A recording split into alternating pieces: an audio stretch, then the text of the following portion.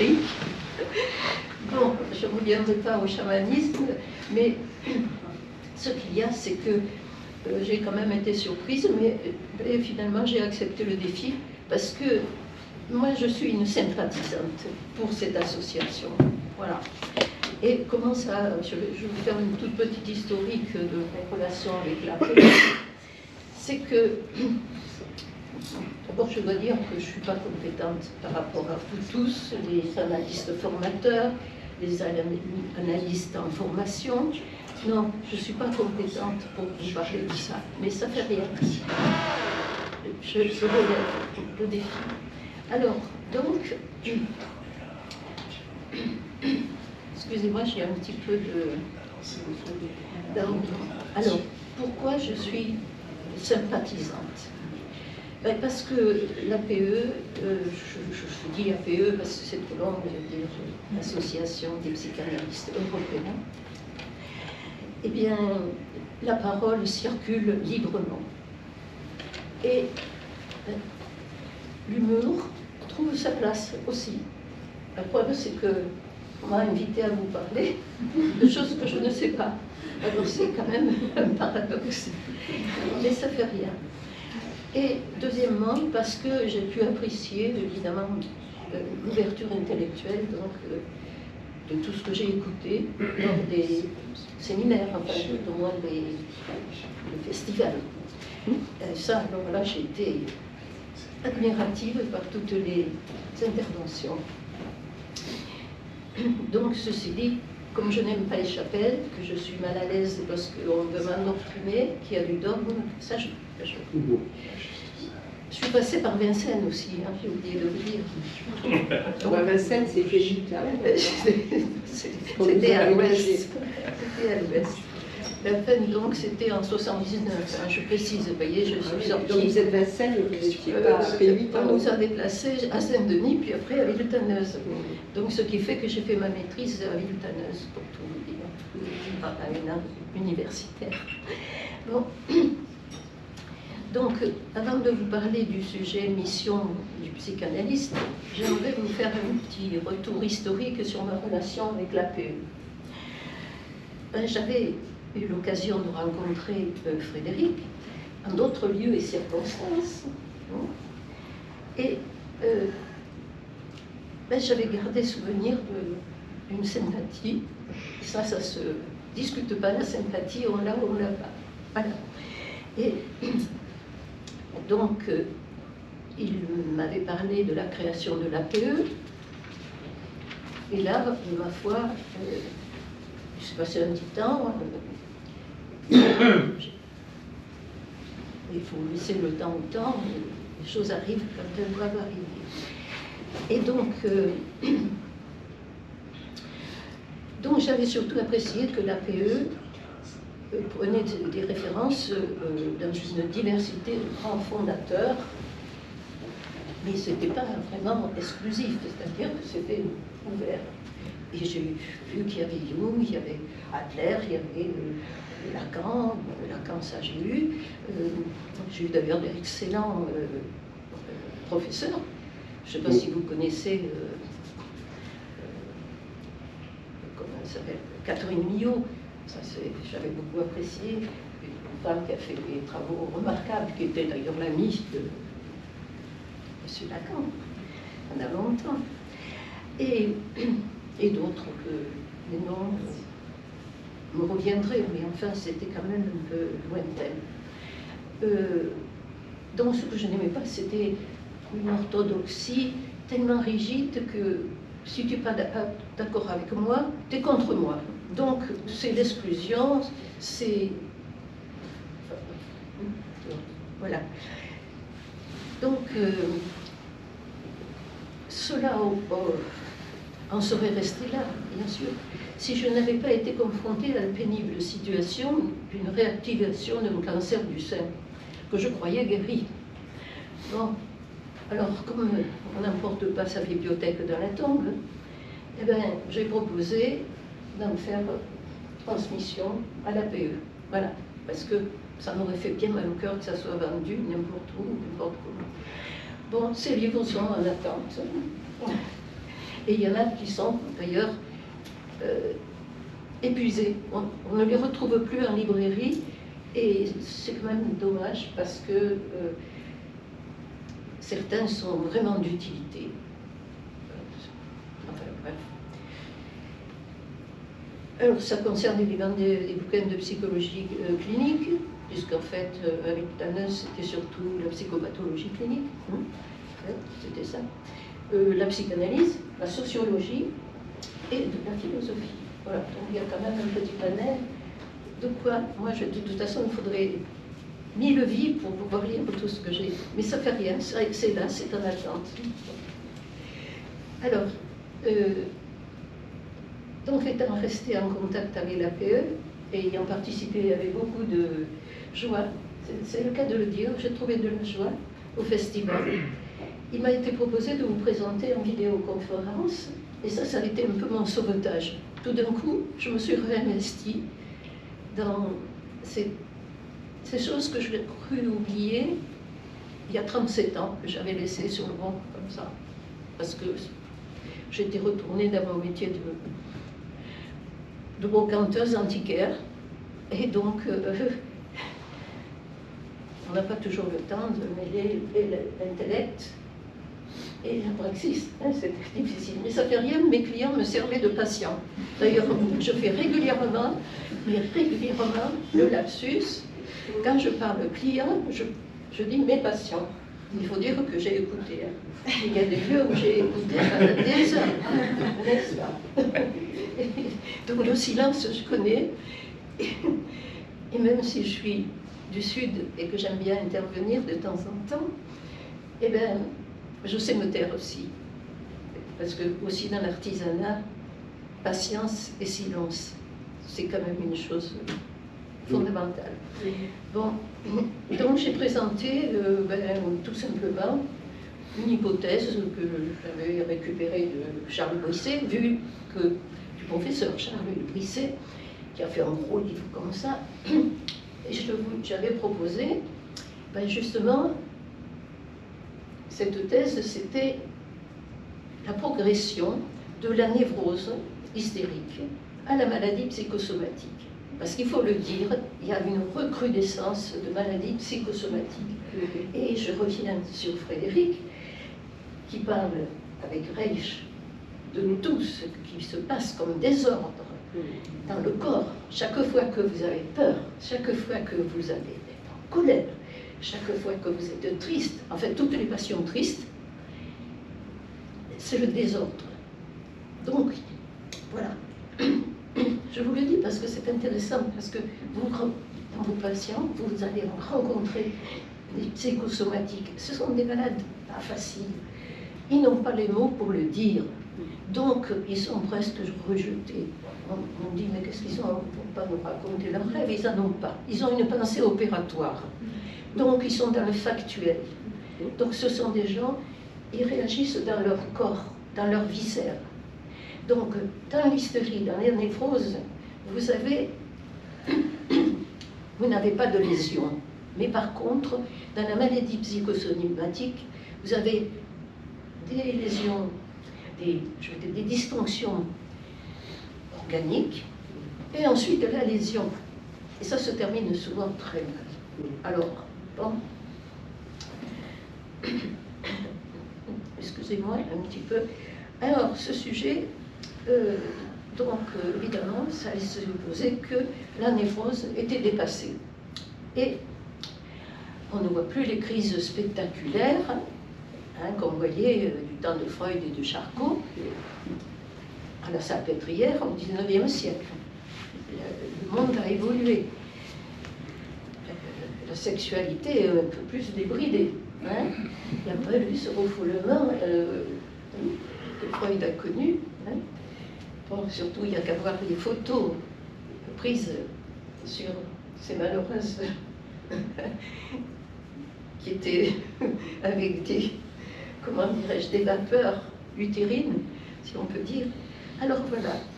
Donc, ce que je disais, c'est pas, on va y venir hein, de toute façon. Hein, mais je vais vous économiser parce que j'ai perdu 2 pages. Alors, vous voyez, c'est déjà... Alors, qu'est-ce que je disais? Donc, en fait, il y aurait un refoulement des affects. Donc, ce ne sont plus tellement les pulsions, mais ce sont les affects. Donc, ça devient une conversion, non pas hystérique, mais une conversion généralisée. Et ça atteint souvent des organes, merci, qui ont une valeur symbolique au niveau inconscient. Le cancer du sein, c'est très particulier à ce sujet-là.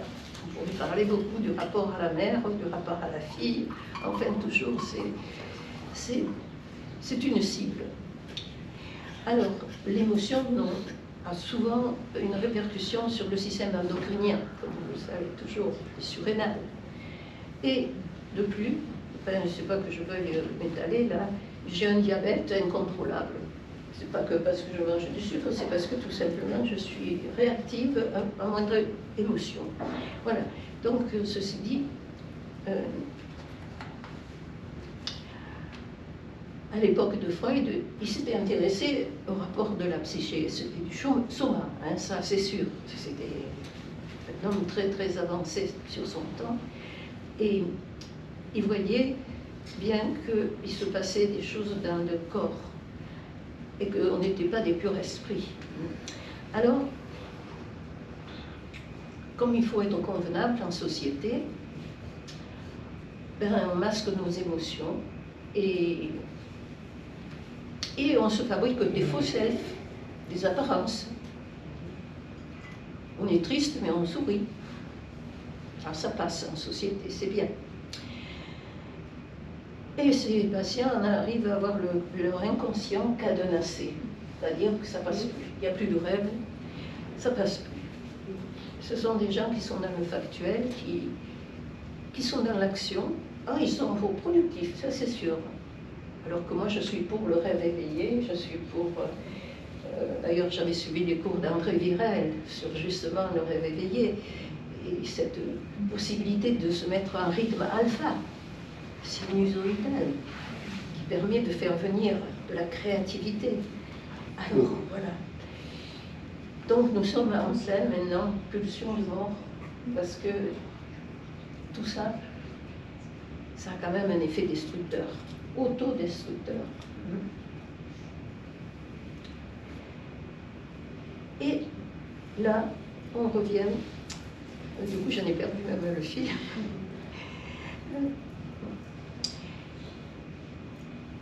J'en étais au faux self. Bon, qui n'a pas porté un masque, hein, franchement. D'ailleurs, Montaigne nous disait que dans la société, il faut avoir un masque. Sans quoi, c'est pas possible. Mais il ne faut pas être dupe de son masque. Il faut pouvoir l'enlever, mais quelquefois, il reste collé sur la face. Alors là, c'est encore un autre problème. Bon.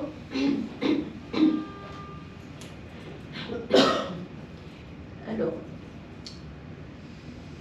oui, alors Freud, justement, avait beaucoup étudié le problème de l'agressivité. Et il avait perçu chez certains de ses patients que l'agressivité, n'étant pas extériorisée dans ces deux particularités, c'est-à-dire je viens pour t'embrasser ou pour t'étouffer.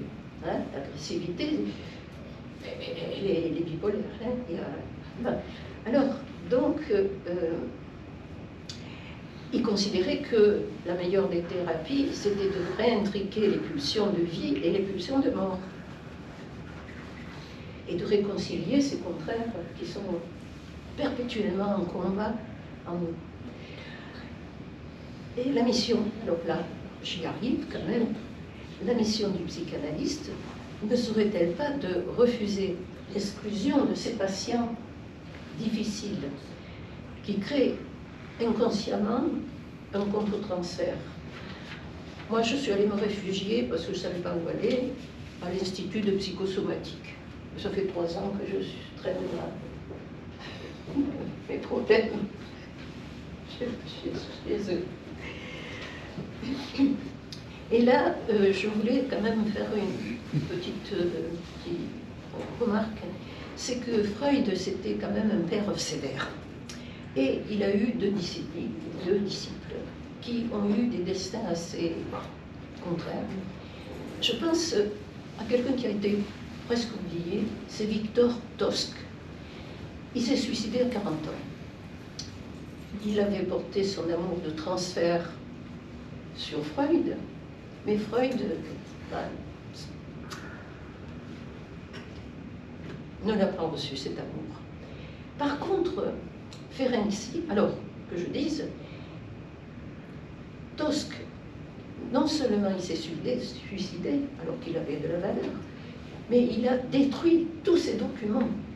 Et ça, c'est grave pour, justement, parce que c'était un des meilleurs disciples de Freud.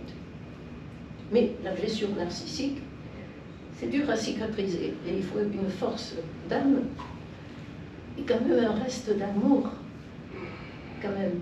Donc, je dis toujours, c'est narcissique, on peut quand même faire quelque chose pour eux. Et par contre, Ferenczi, lui, ce qu'il n'a pas reçu, il l'a donné aux autres. Et il a chouchouté ses patients. Il les a littéralement. Voilà. Donc, comme beaucoup d'entre vous, c'est sûr que les blessures, bon, vous avez envie de les réparer, mais vous commencez déjà par vous réparer avant de réparer les autres. Et ça marche bien, ce genre de choses. Parce que nous sommes tous des blessés dans l'âme. Ne serait-ce que, déjà, la première blessure, c'est la naissance. Odoran l'a bien dit. Ce traumatisme de la naissance, c'est quelque chose que, si on devait le revivre, d'ailleurs, il y a des écoles où on vous fait passer dans des boyaux étroits une deuxième naissance, quand la première a été ratée. Bon. Donc, se réparer pour réparer les autres. Voilà, je pense que ça, c'est déjà une mission. Ensuite, autre mission du psychanalyste, ce serait se placer sous les auspices d'Hermès, qui a été un grand messager conciliateur et même un médiateur dans l'Olympe, où il a pratiquement représenté tous les sentiments humains qui ont été mis sous forme de divinité. Donc, Hermès, moi j'aime bien. C'est le dieu des voleurs, des commerçants, mais c'est le dieu qui préside au choix. Or, la plupart de nos problèmes, ce sont nos conflits. Nous crevons de nos conflits. On veut tout et son contraire. Mais comment pouvoir sortir de ça si on veut tout et son contraire? C'est pas possible. Voilà, et la psychanalyse, je pense, arrive à nous aider à porter un peu de lumière sur cet inconscient qui nous mène, mais je ne dis pas par le bout du nez, mais par tout notre corps. On est voilà. C'est mon inconscient qui m'a amené ici. Qu'est-ce que vous voulez? C'est ce que je voulais faire à 19 ans. C'est m'intéresser à la psychologie. C'est quand même con. Alors, voilà. Qu'est-ce que je voulais dire d'autre? Je voulais dire que la mission du psychanalyste a un rapport aussi avec le mythe de Janus. Ça, il ne faut pas l'oublier. Parce que le psychanalyste a une vue sur le passé de ses patients, bien sûr, puisqu'il écoute là-dessus, les récits familiaux, les complexes familiaux, comme dirait Lacan. Et en même temps, il permet peut-être de mettre de l'ordre et qu'on pourrait envisager un avenir plus paisible, un peu moins conflictuel. Voilà. Et une autre chose, c'est que le psychanalyste doit garder une foi en l'être humain, une foi qu'il puisse se perfectionner, qu'il puisse, disons, enlever ses scories, qu'il puisse se dépouiller d'un peu trop de préjugés. Donc, il faut aussi qu'il soit optimiste malgré tout, malgré que Freud nous ait averti qu'il n'y a pas lieu d'être très optimiste avec la psyché humaine. Enfin, peut-être il avait lu Hobbes, peut-être.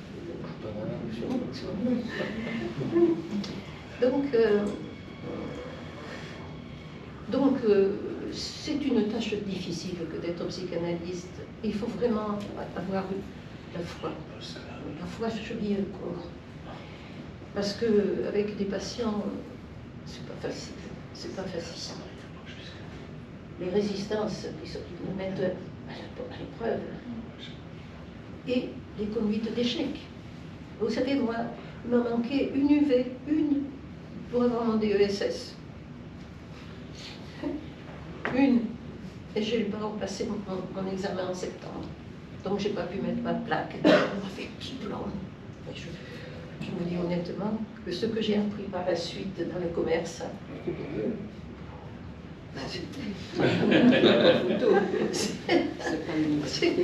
c'est pas l'université, mais l'université m'a quand même ouvert l'esprit sur autre chose que mon employé. Même si je vous parle de moi un petit peu là, comme ça, mais c'est parce que je ne suis pas trop connue. Ah non, mais ici, vous en avez qui sont alors des champions. Moi, je les ai écoutés, notamment Nadia là-bas, et puis lui là-bas, regardez comme il est là à sourire, qui fait de si belles photos. Hein? Stanislas, franchement. Bon, alors. Donc, autre mission du psychanalyste, celle de passeur. Hein? Et pour aller d'une rive à l'autre, elles sont immobiles, elles. Nous devons passer sur le fleuve de la vie, qui est un mouvement tumultueux. Or, il faut un pont. Et ce pont nous permet de passer. Laisser passer. Laisser passer. Et il faut montrer, je ne dis pas patte blanche, mais je crois qu'il faut payer de sa peau, de sa souffrance, pour passer ce pont. Voilà. Et si le patient n'est pas aidé dans ce passage, ça peut être très, très grave pour lui. Et c'est là que mes pages commencent là.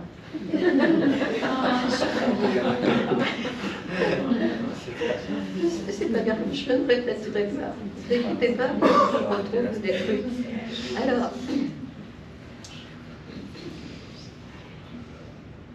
et je allais parler aussi que beaucoup de psychanalystes ont constaté que la cure pouvait révéler beaucoup de haine chez l'être humain. Et ça nous renvoie au stade précoce, très bien étudié par Mélanie Klein, de ces enfants schizoparanoïdes qui, comment dirais-je, ne supportent aucune frustration. Et là, c'est dans la pulsion la plus violente qui soit de la haine.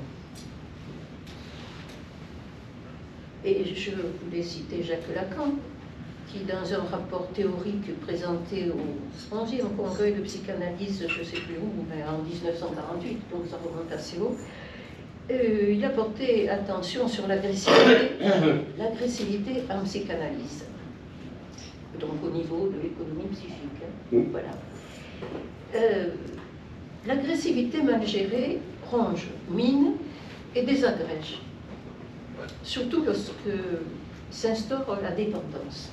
Et c'est là qu'il faut que le psychanalyste se fasse un deuil, malgré que c'est toujours agréable de sentir que quelqu'un peut dépendre de vous. Eh bien, il faut se garder de la dépendance. Voilà. Parce que la dépendance, lorsqu'on dépend de quelqu'un, il y a le pourvoyeur et il y a le dépendant. On ne peut pas aimer le pourvoyeur parce qu'il nous suscite l'angoisse de perdre les avantages qu'il nous donne. Donc la dépendance, l'interdépendance, mais la dépendance, c'est une catastrophe. Parce qu'on ne peut pas aimer lorsqu'on est aimé par la dépendance. Alors pour Freud, Lacan et Max Scheler, il y aurait du ressort agressif caché sur toutes les activités philanthropiques. Ça, c'est intéressant. Est-ce que nous sommes des agressifs les uns les autres? Il faut du courage pour rentrer dans l'arène avec le patient. Hein? Pas facile, parce qu'on peut recevoir aussi des bordées d'injures et même des passages à l'acte. Ça peut arriver.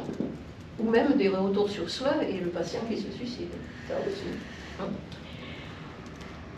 Le transfert négatif lié à des imagos plus ou moins archaïques peut se porter sur le psychanalyste.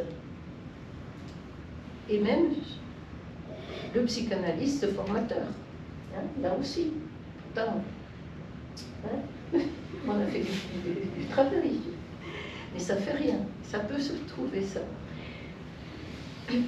Et cela peut échapper au contrôle du moi, surtout dans la névrose obsessionnelle. Alors là, comme patient, je ne vous dis pas la difficulté d'analyser un obsessionnel. Mais parmi nous, enfin je dis que vous voyez, je m'incorpore sans le vouloir, il y a beaucoup d'obsessionnels. D'ailleurs, les inquisiteurs, ils étaient de structure et les sorcières, bien sûr, c'était des hystériques.